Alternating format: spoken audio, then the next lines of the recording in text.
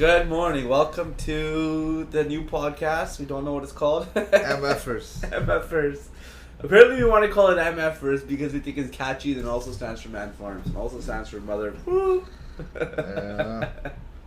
So who knows if that's going to stand or not, but that's the name for it as a time being. And my name's Amir.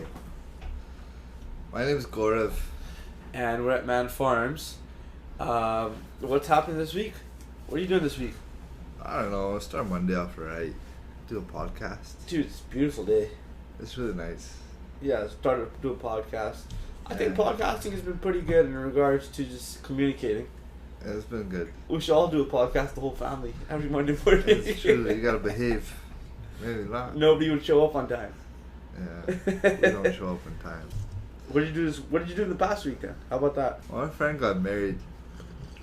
So I've been on the 1 week bender. That's basically what an Indian wedding is. You go Yeah, on a the Brahmin culture, it's a mess. You go on a 1 week bender, dude. Yeah, it's ridiculous. I have an engagement function coming up. That's a Saturday. I'm getting engaged. I'm already engaged. This is weird. So I've already given my fiance a ring, right? So we're engaged, but we have an engagement function coming up. So on the Brown fam, we're not engaged.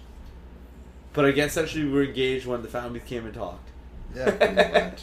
So a few months ago, my family and Manpreet's family sat down and talked. And at that point, we were technically engaged because we're like, okay, should we tell the families and then make it official? And that was everybody saying, yeah, let's make it official. And then from that point on, well, before that, Manpreet and I had a talk and then we were engaged. And then the families had a talk and the families were engaged. Now we're essentially announcing it to all our friends and families by throwing a party. So that's happening this Saturday. And we're going to start drinking around 2 o'clock. Yeah, it's happening here. 2 or 3 o'clock, yeah, in the back. It's almost done, all the prep. That's the real problem. It's happening here. Well, there's no problems. Everything's almost done. No, we're just going to be drunk Yeah, all that's true. day. There's no control in that sense. Walk home. Let's talk about Drove. Sure. That's a good topic to talk about. Sure. How has he been with your expectations? It's been good. I didn't really have any expectations. He showed up. He's like, I want to work. I'm like, sure, let's start this. I gave him the tasks that, like, were, like, next level. Like, they're not easy. I could try to get him those tasks. Like, he's business development. I gave him business development tasks. I'm like, okay, we want to go to Alberta, sell our wine there, figure that out. And want to sell our wine in China, figure that out. Australia, figure that out. So he's laying down like the foundation for that. And where's he at with it? He was doing a lot of research. Alberta, we got far, so we're getting there. What does that mean tangibly? Like, what has he given you in regards to progress update? Well, Alberta specifically, we found the applications. We talked to people who have done it before. Yeah. And we've gone through the application to see what to do. And I feel like we're going to go to the meat and the bones of that this week. Get it started, maybe get it done.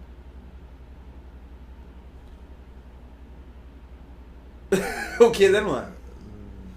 Then we got to go to Alberta. Want to go to the Rocky Mountain Wine Festival. It's happening in November. There's one in October, but I'm not going in October. It's like the second last weekend of October. That's Alberta too? Yeah, there's like Edmonton and Calgary, so I think I'm going to go to the Edmonton one in November. Yeah, but so now legally you'll be able to sell the wine in Alberta, right? Essentially, You have to become your own agency. you have to become your own agency. Yeah. I literally cold called stores in Alberta. Yeah. First 2 stores were like, okay, we can't help you. The third store, it's like a needle in a haystack. Like, found this guy. He was the very first licensee in Alberta. He has his own agency. He has his own warehouse. So he brings in his own product for his own liquor store. And he has his own warehouse. So I couldn't have talked to a better guy. He sent me. He does the entire process then. He does it himself. Himself. Yeah. Yeah. So he basically gave me a really good place to start. He's like, Alberta is very, very hard. No, BC is a really hard place to export anything to anywhere. because the tariffs and taxes on Canada obviously are really high, but on BC they're even higher, even provincially. That's why people go to. They don't. A lot of people don't go to Alberta first. They go to like Saskatchewan, Manitoba, those places, and they skip over on Ontario because Ontario is a whole other beast. All their stores are government owned, so you need to get into the government stores. There's a lot of local wineries, breweries, distilleries in Ontario that are not in the liquor stores because of that. Why is Canada like that? They just have their own, like, a lot of places like this. Like the states are the same. Like they have, all the states have different laws. Okay, Yeah. so if for us to export our wine to Alberta, Yeah. right? You spoke to this one guy that said it's really difficult for you to export the wine into Alberta, but he's done it himself. Yeah. He handles all the licensing, you're saying, the warehousing, storage, and then also Yeah. the distribution as well. Yeah. Yeah, but so like, what are you thinking the plan should be? Well, the biggest challenge is the price. Like we could just like drop our price to like margin, like cost to sell our wine. Well, how does he do it? Well, he told me he exports from like Germany, the States, places like that, Europe, Into Alberta. into Alberta. He's like, that's cheaper than importing from BC. Really? It's crazy. Yeah. So you don't think that you'd want to even export to Alberta? I want to explore the idea. I want to actually get the wine there. And see what it's like. See what it's like. Because I feel like Alberta would be like a big Chilliwack. Like, Chilliwack's a really good market for us. I feel like Alberta would be like a big Chilliwack. Why are you saying that? Because they're all country folk and hicks? 100%. They're not all like that, though. No, but still, like Vancouver's like one of the biggest cities in Canada. It's probably the second biggest city in Canada. Everybody's like posh and like they know what they like. They're very stuck in their ways. Yeah. Right? Then when you go to like a slightly smaller city, the dynamic changes so much. Like you go to Victoria, which is like Vancouver Junior, I feel like. Yeah. Right? And the whole vibe is totally different. They're not as like city oriented, they're more country, and our wine sells better there than it does in Vancouver. In Victoria. So I feel like Edmonton and Calgary would have that same vibe. At least I'm assuming so. Obviously they're big cities and they have those parts of them too, but like I've met people from Alberta, I've met people from Vancouver, and they're just a little different. So What if you were to take the wine without it being bottled to Alberta and then resell it? Then package it there. I've thought about that. Then package it there. We'll see what happens. I've thought about that. Because then you're just taking a raw product. Yeah. And it's not a product ready to sell, and then maybe then that can become an Alberta product. Yeah. Have you thought about that? There's other ways around it. There's got to be ways around Oh, it. 100%. Yeah. If there's other people's liquor inside Alberta, then ours can go there too. Yeah. And I other think side Jordan of it, Peterson from Alberta, he said that he used to be there and drink a lot, and that's what pretty much everybody does, is just drink a lot. Yeah. I told you, it's like Chilliwack. So it might work well. Let's see what happens. Yeah, other side of the stick is that we still haven't tapped out BC, so we still gotta focus on BC. I gotcha. So Jove understood all that by himself, or what? Sometimes you assume people understand what they don't actually know. So the other day I gave him like a tour of the whole business and things like that. He had a better understanding of things. But he's like, you just need to have that attitude of like you can understand versus like, oh, I need to act like I understand. Sure. I don't know if you know the difference, but he actually wants to understand the whole thing, which I've noticed because he does the research. Like he generally does research. He works on his own at home. He doesn't charge us for that. So he's committed. Yeah. So I think he has a good willingness to learn. He really has good willingness to learn, and he has a willingness to try and take initiative and do new things. Yeah. I think he's still learning how to do some things. Of course. For example, Yeah. Meridian called him. They called him yesterday, or like I don't know. Someone called him. I think it was Meridian. Yeah. They called him Sunday or Saturday or it was Friday, Thursday. I think they called him, but he didn't tell me till Friday evening. And I was like, "When did they tell you?" He said they called me. When did they call you? He said Thursday. I was like, "Why didn't you text me?" Could have just shot me a text and let me know, right? Yeah. Because I think Meridian. I had gotten a message from Meridian the day of. Who's Meridian? Meridian's one of the wholesale clients for strawberries. Because remember, he's working for the strawberries as well. Yeah. And trying to get our There's a berries. bunch of Meridians, right? There's 5 or 6 of them. Yeah. Yeah. So they're pretty good, and then they're obviously the client. They're similar to Kim's, but on a smaller scale. Yeah. And then he's just learning how in business or in school. Sorry, in business, it's much different than going to go work for a larger company such as Staples or going to school where things can wait.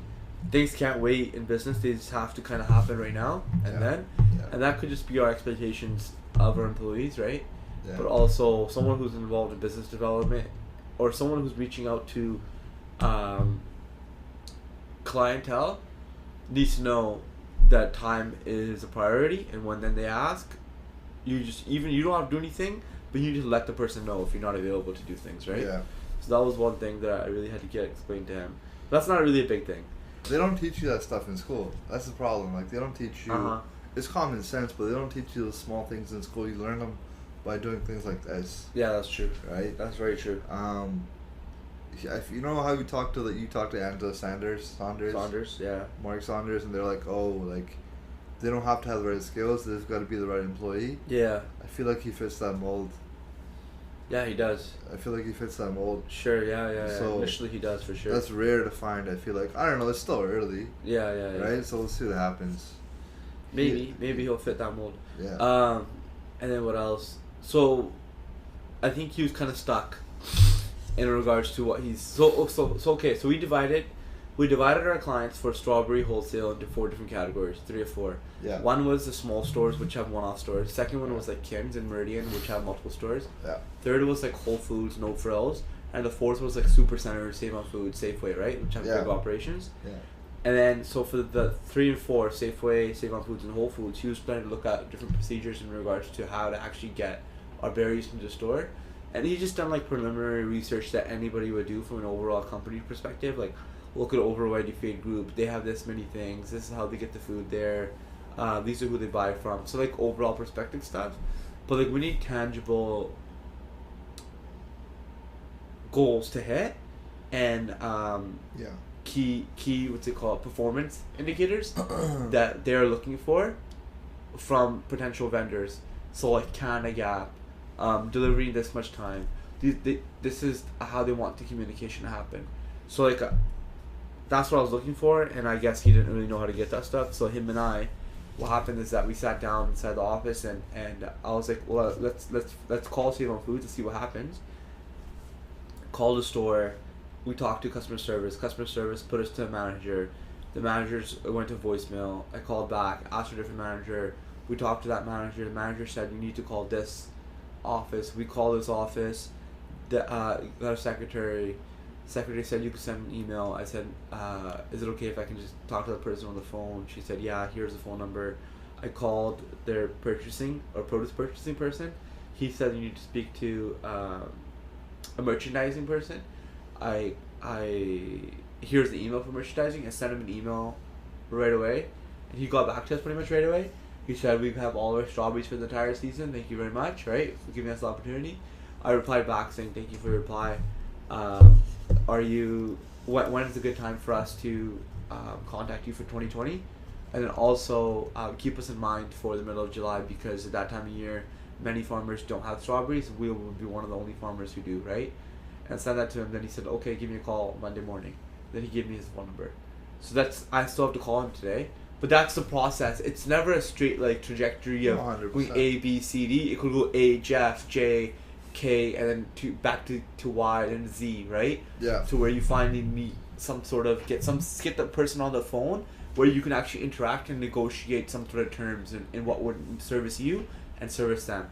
Like for Jacob, right? So for the haunted, right? We're trying to get volunteers to help us with acting, because our payroll is so high for actors. But then also, mom's always looked at, and I've always thought about donating or helping a charity that also helps the local kids and get them more involved. Yeah. So other farms, what they've done is that they've grown a specific type of food or product, like squash or something which is really wholesome for like food banks, etc., especially in that time of year when it's getting colder and a lot of people are looking to get donations from local communities, like the Alberta Food Bank needs donations. Yeah. And so farmers will grow these specific foods just for that purpose, and then how many hours a volunteer or someone spends working on your farm or for that specific thing, that's how much food they donate to the Alberta Food Bank. Does that make sense? That's essentially how people have done it in the past that we've experienced with.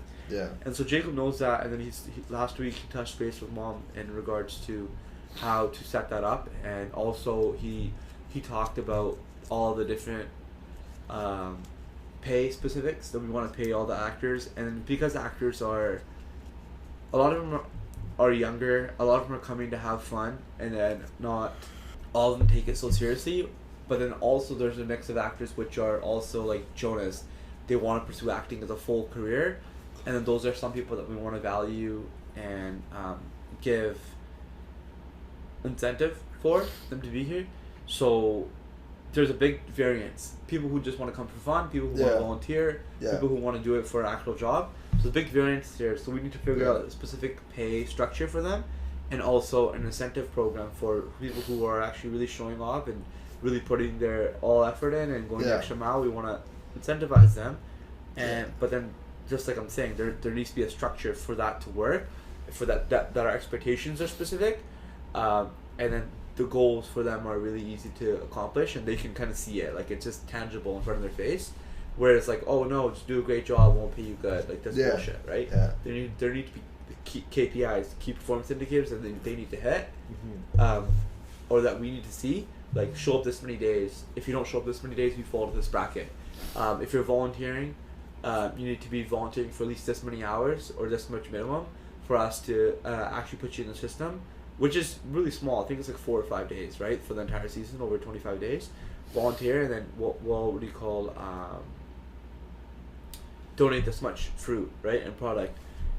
So I think I don't know what method he's going to go about for that or what he's going to do, but it's a completely new system that we're all trying to discover and work through that he can do on his own, and he could figure it out. And that's like his goal for the short time future, right, to do. So that's really another thing that Jacob's been helpful with is also going to the border and picking up stuff. Like that's just having people, like that, just having people to go do that. Just taking 3 hours out of my week to go do that. It's really, really helpful. No, so he's going to go do that tomorrow, Tuesday. He went there. He went last week as well. Yeah.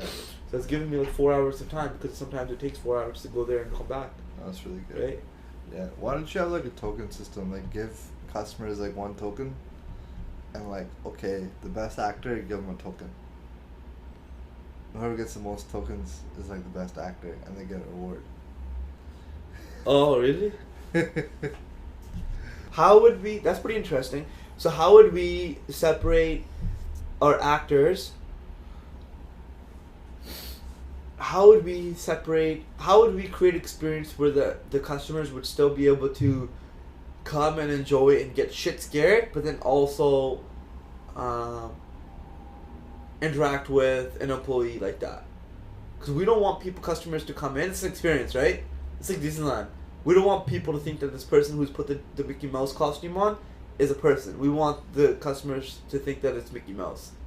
Yeah. Do you know what I mean? Yeah. So you can't be like, oh, you're a good actor, Mickey Mouse. I don't know. You can maybe say like tokens, you scared me or something. I don't know. That's difficult. That's like the gray lines in like business, right? It's like, oh, why isn't it straightforward? But you gotta think of it the other way. In the end, people could possibly vote for specific characters. Like, for example, if there's like... I know what you could do. If there's like Slender Man... I know what you could do. Take a picture of each actor, right? Yeah. Put it online, and they vote on the people. Yeah. No, that's a really good idea. Right? Yeah. You could do that. And just put it on the website and be like, okay, if you like this actor, vote here. Right? That'd be a good way to go about it. Yeah, because people know Slender Man. And they know those characters, right? Not all characters will be able to fit into it, but I'm sure some could, right? Give them like the best ones, yeah. Yeah, that's actually a really good idea. I can visualize it now. Vote on your best actor.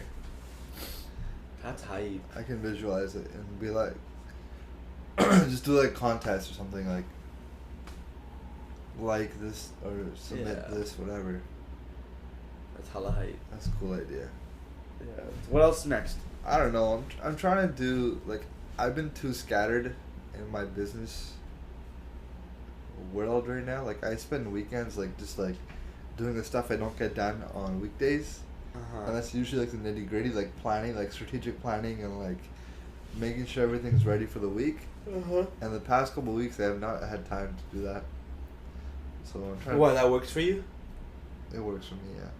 Like I try to do things that like, I can't do 9 to 5, or I don't want to do 9 to 5. Like I want to do 9 to 5 things because like 9 to 5 things for me are like calling stores and like talking to managers, whereas that like before 9 and after 5 is like where I can do stuff that like doesn't interact with those managers and those key people. Such as?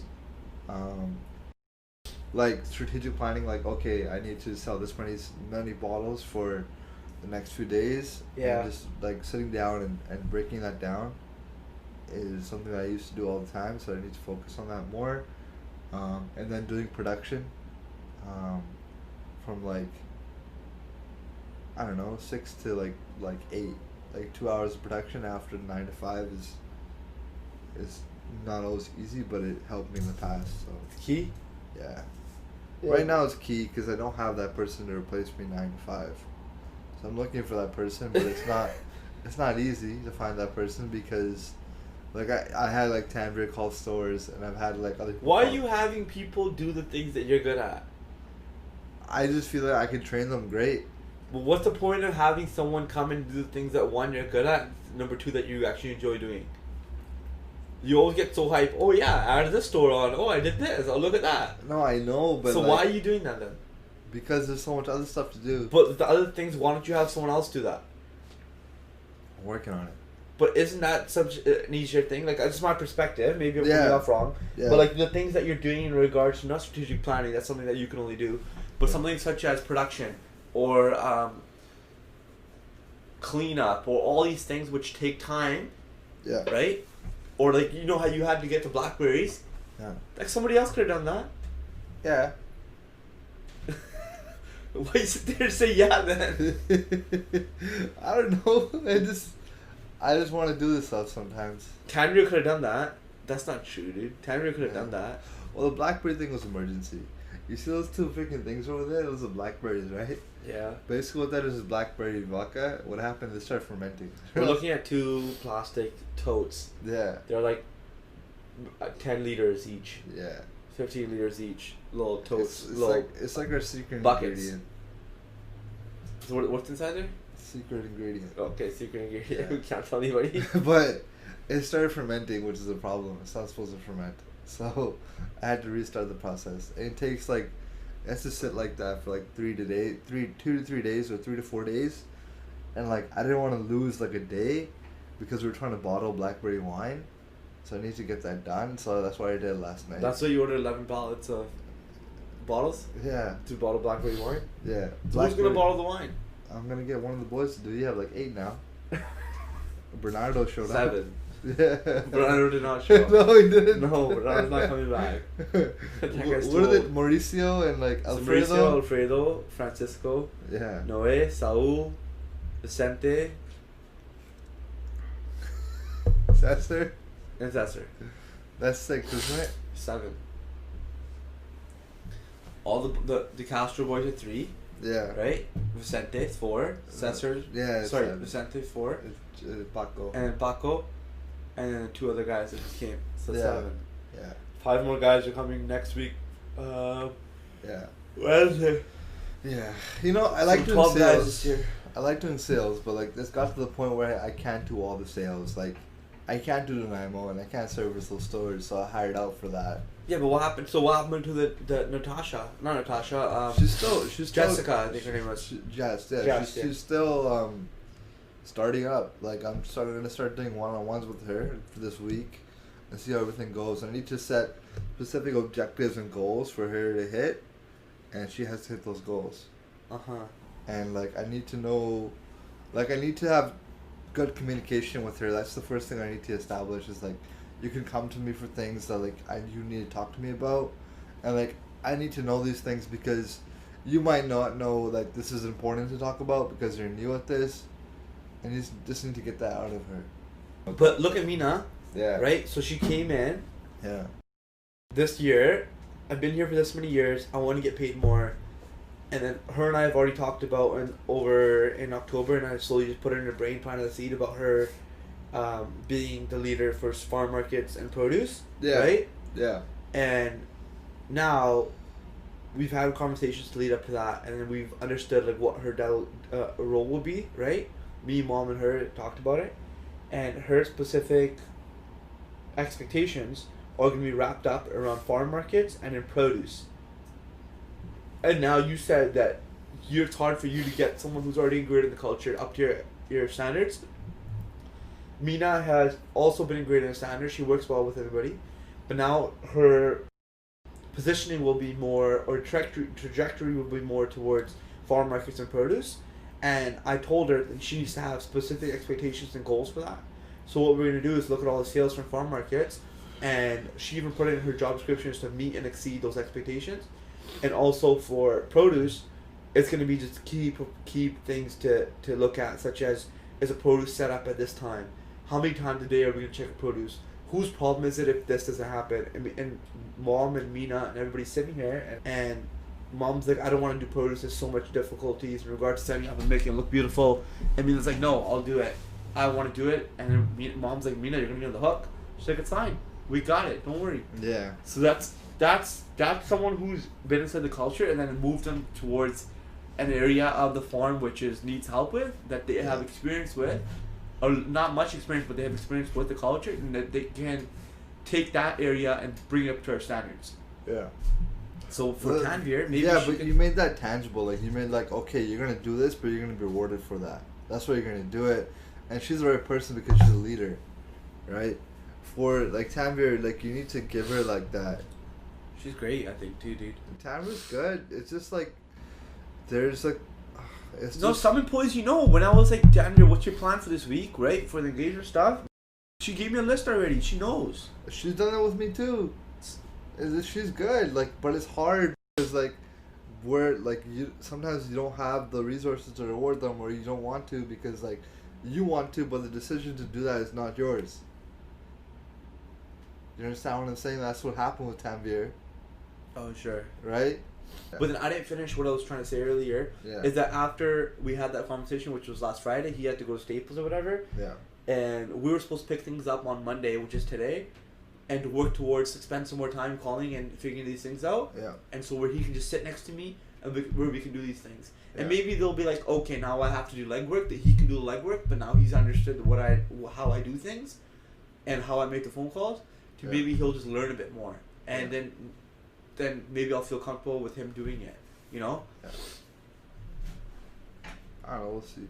It's just a step by step process. That's all it is. Yeah. It's pretty chill. Yeah, I mean, what are your expectations for Drove? Let's talk about that. I think that he should do the bottling, the canning, because that's brand new. Yeah. After I spoke to the winemaker, there's a brewmaster, right? Yeah. From Abiel's. Yeah. That day, Maybe. he told me. He asked me some really specific questions. How are you gonna transport the wine there? Yeah. Once you get the wine there, what kind of size of cans do you want to put it in? Yeah. Where are you gonna buy the cans from? How are the lids gonna open? Are you gonna put the labels on there, or do you want us to put the labels on there, or are the cans gonna come printed with the labels on there? He said you really need to dial down the size of the can, because in a single serving of wine, it's 6.5 ounces, but in a can of wine, it's like 16, or a can of beer is like 12 or 16 ounces, right? Yeah, I know. So he's like, you need to understand these things. And then how are you going to distribute that? All these specific questions, right? And then we also have to understand what size of machine it's going to have. And then we also have to understand what the price point of that freaking can is going to be, right? So someone needs to first do the competitive analysis of looking at what competitors are in the market who have wine, right? What size of wine can or beer can they're using. What price point is that selling at? Are they selling that effectively? Is that something that the marketplace will look at and know right away? Does that make sense? Yes. Because who are we to set up a freaking tall boy of wine if no one's gonna drink it? There's obviously people out there have already been doing this, and it sells well for them. So it's our responsibility for us, number one, to do a competitive analysis on that. Yeah. Once the competitive analysis is done, then we can understand, okay, this is the position we should be in, right? Yeah. And we should look at who's the local competitors after we understand who's like doing it well, and then come in and then see what's feasible, what's not feasible with the equipment that we have on play, because we need a canning machine, and this is all stuff that Drove can do with your common sense. Does that make sense? Okay, I don't know where this canning wine idea came from. Okay, my whole expectation about canning wine is if it's easy, we're gonna do it. Yeah, but it's easy. If it's gonna be a whole new project, like what you're saying right now, it's gonna be a whole new project, and you're gonna need to do like probably spend like maybe 100 hours on this one project, because it's not that. For me, it wouldn't be 100 hours, but for Drove, it'd be 100 hours. What I'd rather be doing is what makes more sense. Is to start make cider or starting a distillery. What the hell? That's a completely different project. Exactly. Yeah, but why would you want to do that? Because canning wine is not the right way to go, dude. Why not? There's not a market for that. Who said that? I know that. But that's not what Sarah Henning said. She said herself like crazy. She's in New York, dude. Yeah, but we haven't even tried it here. You're just saying no for yourself without even trying. No, I'm not. The reason you want a competitive analysis, right? The fastest growing industry in alcohol is cider. In Europe and Africa, it's cider. In BC, it's cider. In Alberta, it's cider. The thing with cider is basically it's wine. You have apples in it to be the base, and it's a way quicker turnaround than wine. Wine will take 6 months to make one bottle of wine, one batch of wine. Cider will take 2 weeks, and the consumption of cider is within one sitting, where the consumption of wine is within 3 or 4 sittings. You need to share with family. So what is he gonna do for cider then? I don't know yet. Like, I don't want, like, the thing with this canning wine idea, it's like one of the, I don't know the right word to say, but it's like one of the freaking like things with our business where we try to do too much without focusing on what we already have and getting that to 100%. Which is like, I know you and Dad on the other side of the fence of that, like, I want to build this building, I want to do this, I want to do that. But like for me, it's like I want to have this perfect before I start a new thing, which is like the winery is not 100% there yet. So I don't want to start like canning wine when like there's X, Y, and Z to do, and like before that is handled, I don't want to start something new, because that's just gonna make me, for me, it's gonna start making me rip my hair out, and it's like I don't want to do that, you know. So it's sure we can can wine, like I can get that done. I'll get that done like in like a month or less than a month. I can get that done in 2 weeks with me and Drove. Yeah, then why don't you do it? I don't want to. Yeah, but why not? Because this is okay. You're gonna start canning wine. No, right? but you literally just said that you don't want to do it because you think that it's a new project for you to do. Yeah. And then that's gonna be too much work for you to do. Yeah, but there's other things I need to do. No, I understand. So there's other things that you need to do as well. But then why can't we do both? I think this is the problem. You're just gonna this is the problem. At the end, you're just gonna be like, yeah, we can. Listen, yeah, we can. listen, We're gonna okay, no, let's listen, do it. Yeah, we can. Wine. Linda, listen. Linda, listen. Watch. Linda, okay. This is the problem with our business from my perspective in the winery, is that you guys, when I mean you guys, is you, Dad, Mom, and Gurleen don't understand the winery to the right extent. Like, you're not on the same page. What's there to understand? What exactly? What's help us there? Help us there. Okay. Yeah, help us. Do you know exactly? Well, help me specifically. Do you know exactly the process of making the berries into the wine and selling it to the customer? I've written it down. I can pull it up. You've written it down, but the last time you wrote it down was like in 2015. No, it wasn't. It was last winter. No, it wasn't. Yeah, it was. No, it wasn't. Yeah, it was. I wrote no, it wasn't. All down. It was 3 years ago. No, it wasn't. I wrote it down. I remember this, dude. What's the point of me knowing this? Do you know how hard it is to take a freaking strawberry and grow it?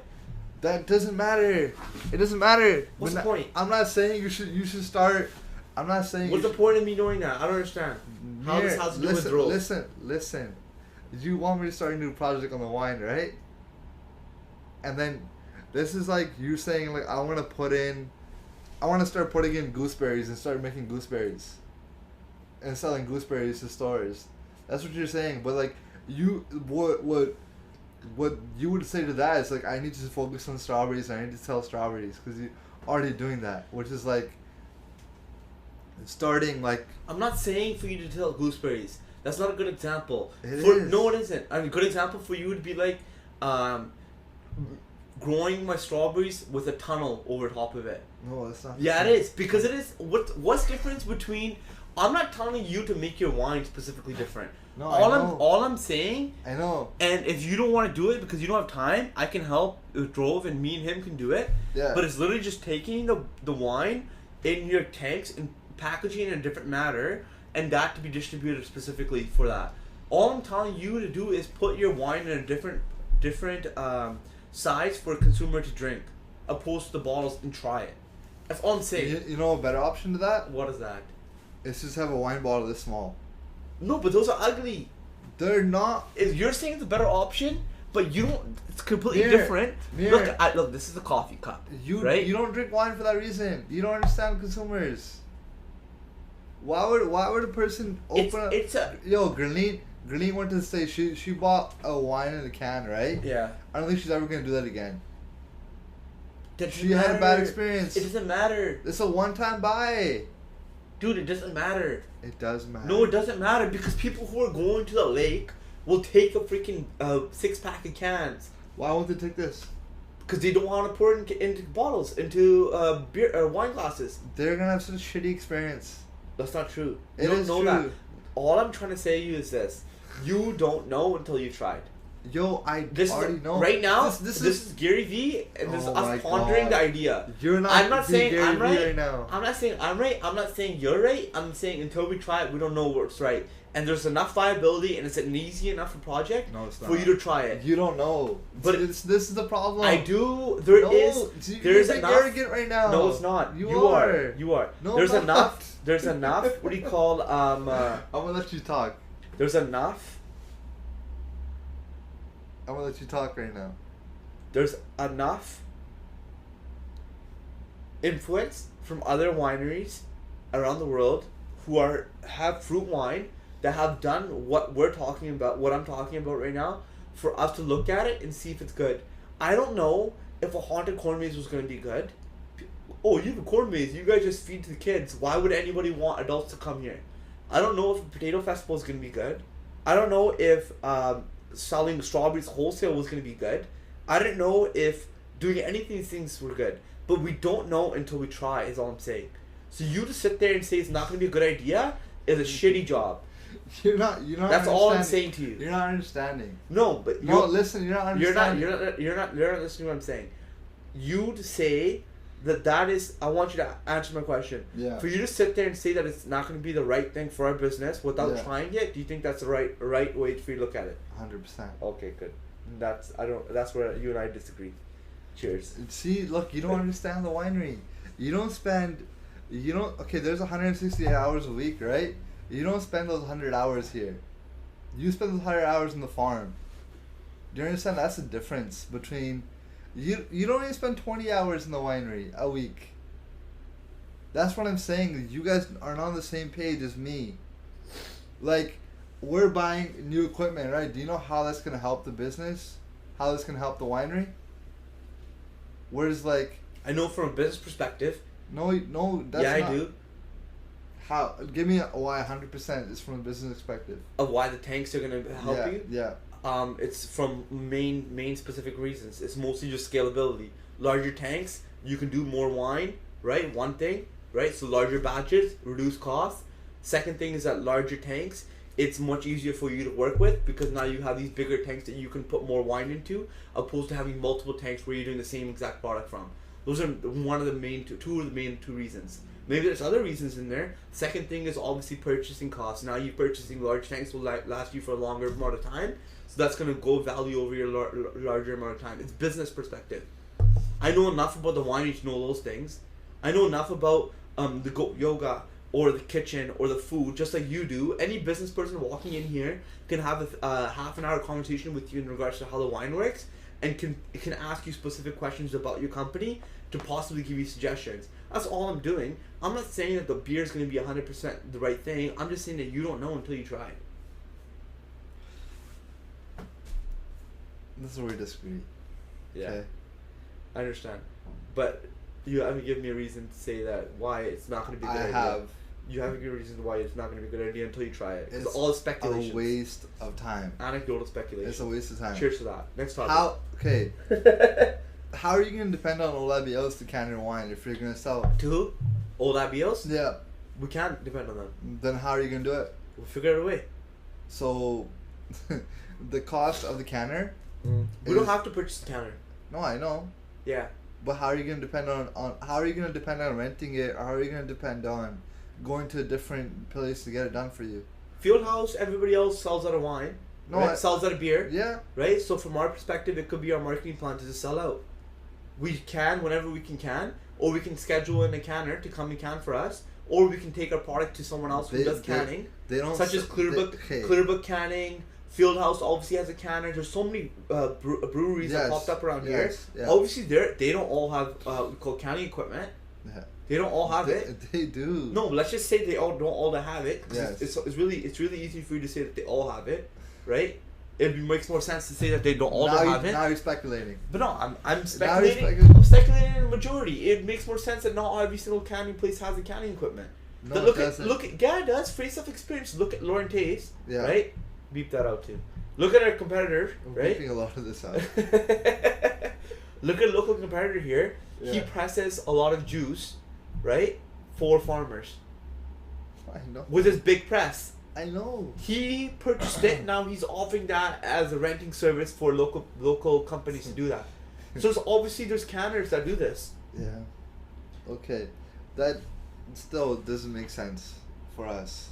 It makes complete sense. I would love for the viewers to listen to this and to weigh in their opinions. They don't have as much as you do about the winery. But it's a business perspective. I'm not saying I know as much as you do about the winery. Okay, you've talked about production, specifically about the equipment, right? My brain goes straight to sales. How is that? Because the foundation of those equipment is not the production, it's the actual sales. That's the foundation of the winery, is sales, right? And we haven't tapped out BC in terms of sales yet. That's my main objective here. Sure, canning wine, right? You could introduce that to, like, if you want to sell 1 million bottles of, 1 million cans of cans, 1 million cans of canned wine, right? How are you going to do that? I'm not saying sell 1 million. What's the point of doing it? It doesn't have to be a market leader. What's the point of doing it then? Because it still has the president to make $100,000 a year in a really simple fashion. Just in Fraser Valley. You don't know that. I do. You don't. I do. You don't know it. You don't. You do not, because you have not tried it. You don't know what a freaking octopus tastes like if you haven't eaten an octopus. This is not about eating octopus. Yes, but I'm just saying you haven't tasted it. Yours is too full up. That's why Costco provides samples. No, it's not. It's just simple business practice. You don't know. If Mike Ivanov was sitting here, Mike Ivanov was sitting here, do not beep that. That's worth it. If Mike Ivanov was sitting here, he'll tell you to your face, Gore, if you don't know. Obviously. Yeah, Tom was sitting here, he'd say, Gore, if you don't know. Oh my god, man. Tom, you take Tom the advice over mine. No. Yeah, that's the thing. No. It's just that you don't like the advice coming from me because that's about not the true. wine. That's not true. I'm not subjective like that. Okay, move on to the next topic. There's too much boringness for the viewers. I know. It's 8:32 now. I'm not canning wine, dude. I'm not canning wine right now. I'd rather make cider and can cider. But you're gonna can that anyways. Obviously, when I have cidery, I'm gonna can wine. So Drove is literally just doing all the work for you now. Yeah. Beforehand. Yeah. So look at it from that perspective then. Okay. This is where we disagree. Let's move on. You're literally gonna do all the work that for canning cider that Drove can help you with right now. It's not the same. not the same at all. End discussion. No, it's Game not point. end discussion, dude. What's next? I've asked like 6 times. What's next? What's next? You can't get over canning the wine. Tell me, okay, what's the most in berries? What's the missing thing in the market? If there's one thing you could do like this, and it would make you $1 million, what's missing? Oh, make berries. Make strawberries freaking. About culture again. Strawberries are so massive in Japan. They're not here. That's the thing. Strawberries, fruit and farming is not as massive in culture as it should be. So that's why I would love to change, but it's really hard. What to does do that mean though? It's like clout. It doesn't have clout on Instagram or Facebook. What the hell is clout? It doesn't have influence. Okay. It doesn't have influence like it does, like the Old Town Road did, and how everybody knew the Old Town Road song. That's what I'm trying to say. That's what strawberries is missing. But like blueberries doesn't have that. Or raspberries doesn't have that. None of it does. Yeah. So I'm trying to say that's what's missing. It doesn't have the attention that it used to. Okay. Why do you Because think because in previous years, I bet you people could disagree with me because obviously veganism and plant-based is growing in popularity, right? With the Beyond Burger and everything else that's happening. But like you know the Beyond is a company. Oh really? Beyond Meat's a company. They went public and they're $1 billion company. That's crazy. Yeah. Anyways. But like looking at like Gucci, I went there to go purchase a suit. Yeah. But I saw their clothing line that it has a big strawberry on their chest now, and the strawberries print everywhere, and it has Gucci written on it, and so Yeah. that's cool. Like to see such a big brand Yeah. like that, and to embrace strawberries, so that's bringing it back into the side of the consumer. Yeah. And what's on Instagram, people who are on Instagram and Facebook will see that for sure because people see Gucci all the time, right? Yeah. So that's really, really, really, really cool and positive for us strawberry farmers, Yeah. right? So I don't think that people think of it, and as many strawberry farmers think of it from that perspective.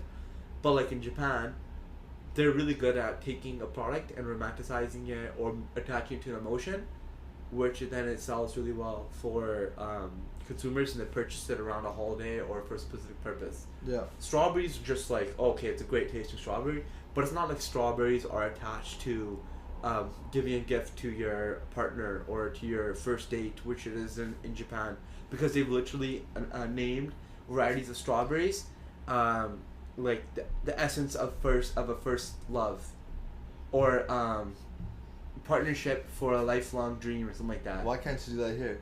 So we can, Why but can't you for like Valentine's Day?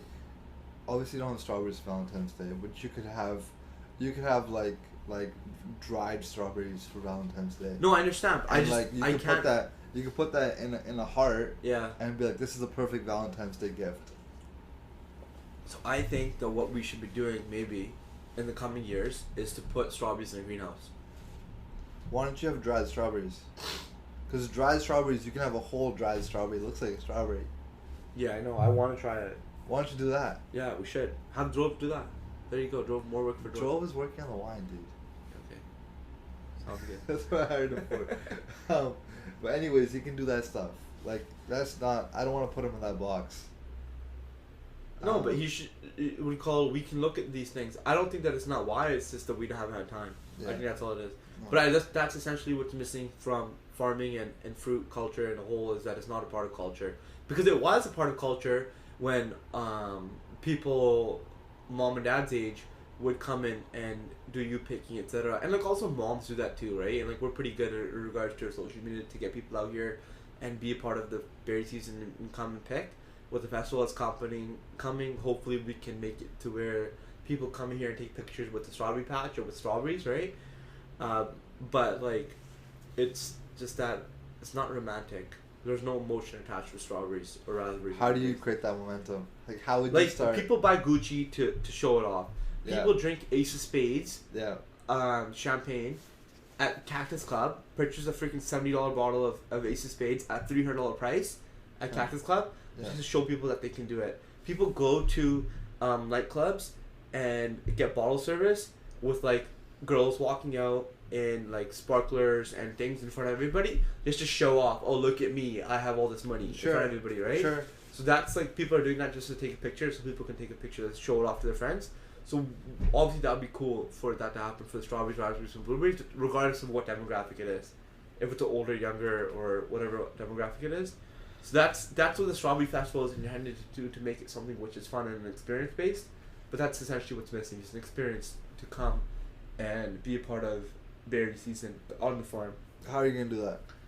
With the festival that we're holding, I do like sometimes when I have free time, I look at like videos on YouTube about strawberries and things that are like obviously top viewing videos with a lot of likes that are about a specific topic, or in a general sense received well amongst society for that like there's interest there, right? So like if you looked at the #1 video about GoPros that someone shot, there's something about that video that people really like, regardless if it's the creator behind it or the feature of the GoPro, or the video that they shot, but there's something that happened in that video which people like. So for me, I'll Google like strawberries, or I'll YouTube strawberries harvest, or whatever it is, and some videos will pop up. And so like one of them that I've seen is like the white strawberry from Japan, right? Or I've seen just like those names of strawberries, or I've watched another video on like mangoes and how mangoes sold for $5,000 on an auction, right, in Japan. So like just I'm curious to why it sold. So just researching that and understanding it. The way that I see that happening with strawberries, like with anything in the world, is if you have the most influential person in the world, blast out the name. Yeah, that's a good, real simple way to do it. Right? So, if you really want that to work and you want to take a huge risk, why don't you spend X amount of dollars trying to get to that influencer and get them to do this? If you think it would work. Like, I'm thinking like Drake. If Drake is like, strawberry, he wants on strawberry for like a month. Yeah, people will come get strawberries. Exactly. We want Drake to say man farm strawberries, so. Sure. How do I get someone to do that? It's just about spending money and time. At the end of the day, if you're gonna look at it, it's resources for resources. You can get lucky, but like that's not how it always works. Yeah. I don't know. There's a lot of people out there like that. I guess I could hack culture. Hack culture, but that's Yeah, like that's like just like what Gary Vee used to do. He'd look up like someone that you really want to be a part of your community. yeah. He'd look them up on Twitter and see what they posted about, and if someone's been posting about like Vancouver Canucks, I hate Vancouver Canucks, I hate who they are, I hate this, I hate that, but I love like Colorado Avalanche, and even though they live in Abbotsford, you could send them something from Colorado Avalanche that has man farms attached to it, and they could get hyped, as long as if that's someone that you want really care about. You know what I mean? Really understanding what that person cares about, Sure. and what that person values their time around. Sure. Because some people are fans about some specific things, and fans are like fanatics, and like a fanatic is someone that doesn't really care about anything that has emotion attached to it. Yeah. Do you know what I mean? People will pay like millions of dollars or like thousands of dollars to go to football games and buy football jerseys, etc., but they won't spend money on bills. Why don't you start with that? Like, why don't you go to sporting events and give them dried strawberries? Yeah, sure. I don't know. You just need that vehicle where it's like strawberries are in front of people all the time. No, I understand. Guerrilla marketing? I don't know. Maybe I need to have the right people on my team for marketing in that sense. I have good creators, good photographers, and but just not enough people doing those things. Yeah. You understand that? All right. I think we're good. Today was a little bit more spicy, fired up. Okay, we're done. Yeah, a lot of beeping. A lot of beeping. We understand beeping this episode. Alright guys, thank you for listening. Hope you guys have an awesome week. This was episode number 9. Yeah. With MFers. That's what we're being called right now. Maybe we'll be called something else in the future. Yeah. Right now it's MFers. Thanks guys. Thanks. See you later guys. Talk to you later.